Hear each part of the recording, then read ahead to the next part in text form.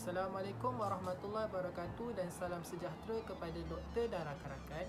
Bersama dengan saya, Ahmad Akmal bin Abdul Manaf dari kumpulan 3 akan membentangkan tugasan yang kedua iaitu proposal kajian.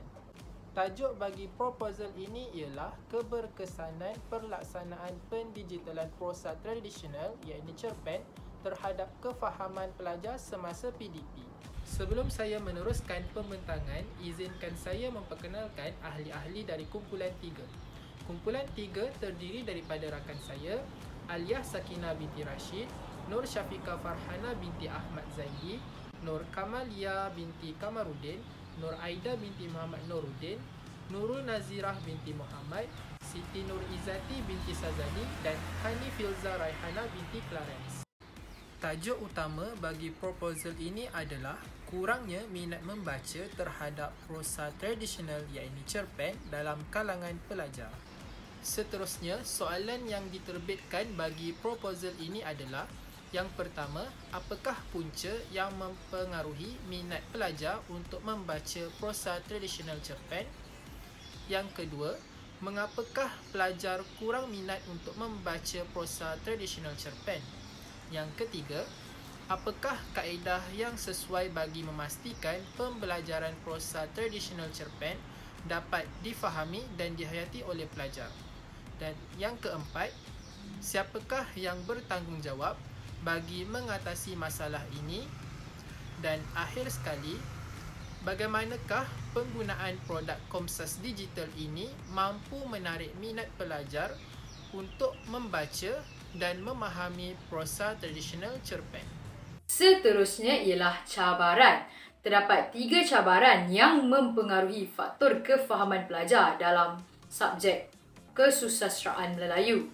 Yang pertama ialah kaedah pengajaran dan pembelajaran yang lemah, dan penyataannya ialah bagaimana cara untuk menambah baik kaedah pengajaran dan pembelajaran yang lebih berkesan. Sebagai contoh, guru boleh menggunakan media alternatif seperti video atau drama pendek dalam sesi pengajaran.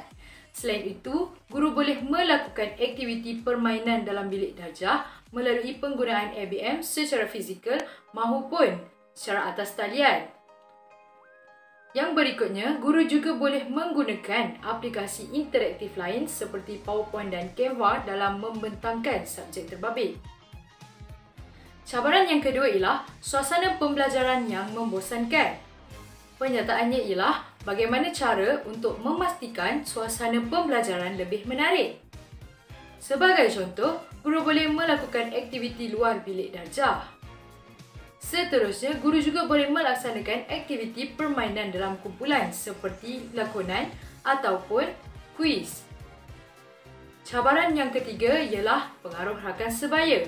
Penyataannya, bagaimana cara mengatasi isu pengaruh rakan sebaya di sekolah? Sebagai contoh, bagi memastikan pelajar memahami subjek terbabit, guru boleh menasihati pelajar untuk tidak ponteng semasa pelaksanaan kelas terbabit. Selain itu, guru juga boleh mendidik pelajar secara tegas dan berdisiplin supaya untuk sentiasa hadir semasa kelas dijalankan. Assalamualaikum, saya akan teruskan pembentangan dengan kaedah kajian. Antara kaedah kajian yang kami pilih adalah yang pertama, tinjauan.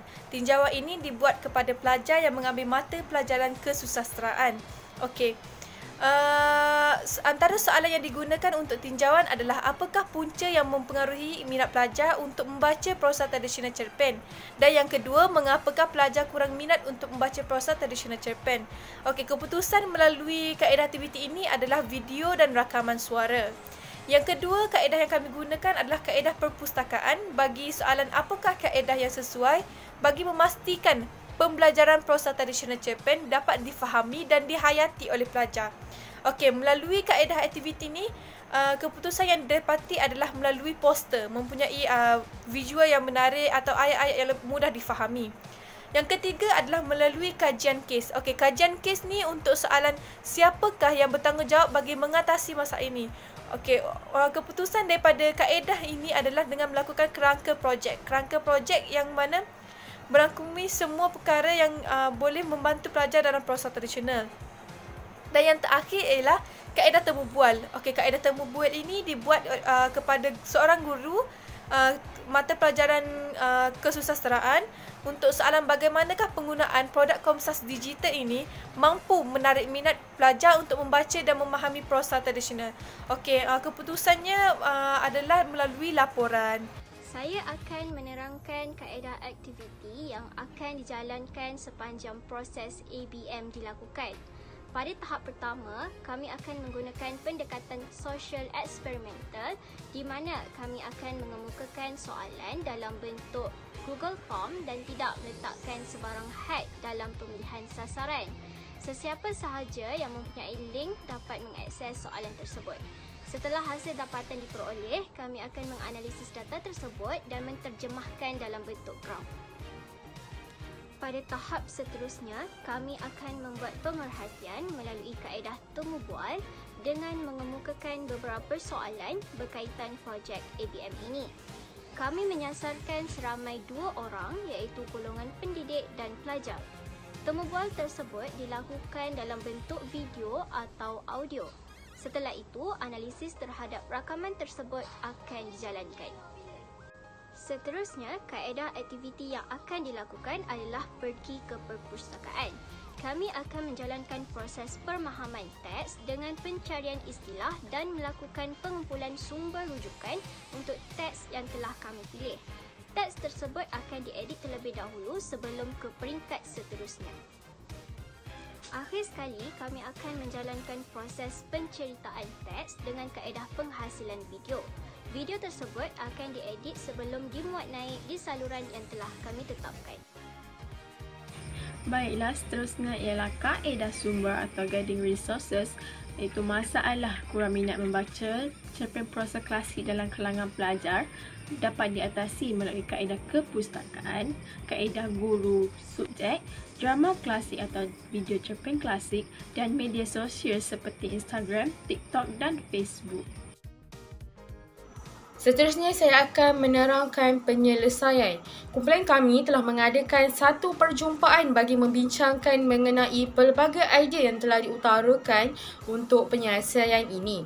Berdasarkan daripada idea yang telah diutarakan tersebut, kami telah bersetuju untuk memilih satu idea yang terbaik sahaja untuk dilaksanakan dan direalisasikan, iaitu mencipta produk Komsas digital menggunakan elemen animasi yang menarik mengenai sesuatu prosa tradisional tersebut dengan memasukkan pelbagai elemen kreatif agar dapat memberi kefahaman dan menarik minat pelajar untuk mempelajari prosa tradisional.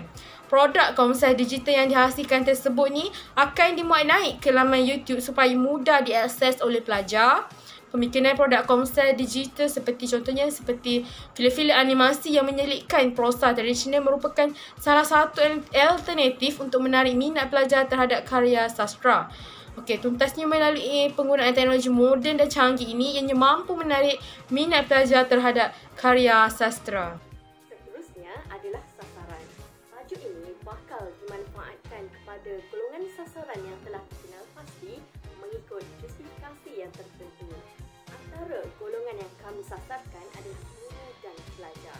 Penghasilan produk Komsas digital dapat menyelesaikan masalah yang dihadapi oleh guru tentang pengajaran prosa tradisional seperti cerpen. Komsas digital akan mengetengahkan penggunaan media seperti video sebagai alat bantu mengajar. Antara kelebihan penggunaan Komsas digital ini ialah mampu merangsang pelbagai deria pelajar. Hal ini dikatakan sedemikian kerana penciptaan sebuah video pastinya menggabungkan pelbagai media lain seperti grafik, audio dan sebagainya. Secara tidak langsung, ini akan meningkatkan lagi keberkesanan proses penyampaian sesuatu maklumat kerana media yang bersifat dinamik ini akan memaksimumkan penggunaan deria pelajar seperti pendengaran dan penglihatan. Selain itu, Komsas digital ini juga mudah untuk diakses dan digunakan berulang kali kerana segala maklumat telah dirakam dan boleh dipaparkan kembali kepada pelajar bila-bila masa sahaja. Proses pengajaran di dalam kelas juga boleh menjadi lebih pantas dan mudah melalui penggunaan video digital yang ditayangkan. Hal ini kerana proses penerangan menerusi video yang menggabungkan pelbagai elemen seperti image, suara latar, muzik, mampu memberikan penjelasan yang baik kepada pelajar. Akhir sekali, produk Komsas Digital ini dijamin dapat menarik minat pelajar, guru dan masyarakat terhadap prosa tradisional dan seterusnya boleh menjadi alat pembelajaran jangka panjang.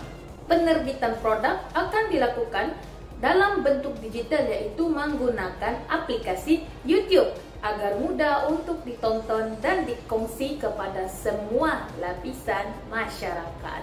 Itu sahaja dari kumpulan kami. Sekian, terima kasih.